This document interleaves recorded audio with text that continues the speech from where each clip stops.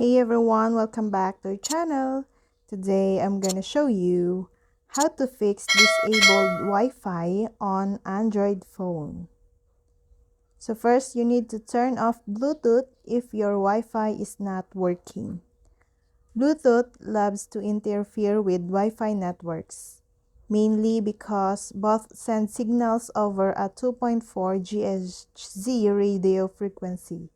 Sometimes Bluetooth cuts off access to the internet entirely, while in other cases it just slows down the speed significantly. The second option, toggle airplane mode. If you use a grayed out Wi-Fi symbol in your iPhone or Android phone settings app, chances are that you have airplane mode switched on. Simply look for the option in your device's quick settings and disable it. Even if you didn't have airplane mode switch on, it can be a good idea to enable it for a few seconds. Then, turn it off and see if it restores wireless connectivity. Second option, reboot your router and device. Rebooting is a simple fix that's known to solve many tech-related problems. Start off by shutting down your router. Unplug it from the wall and then wait a few minutes. Once you plug it back, wait a minute or two for the device to set up. While you're waiting, go ahead and reboot your phone, tablet, laptop, or any other device you're using as well. Once both your device and the router are back up and running, turn on Wi-Fi to see if this solves your problem.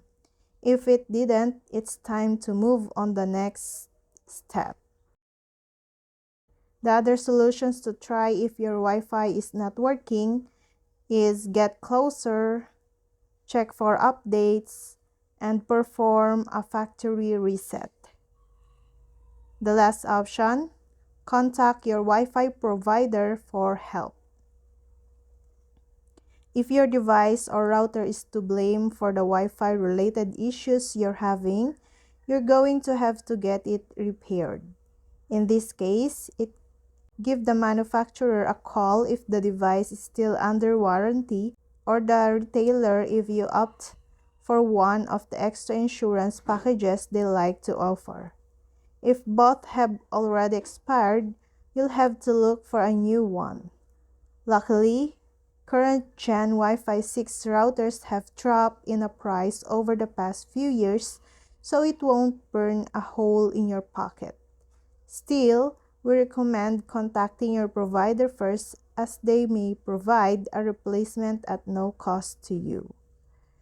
There are some of the most basic and common solutions for your Wi-Fi problems, although they aren't the only ones. And that's all. Thank you guys for watching these videos, and see you guys for the next videos.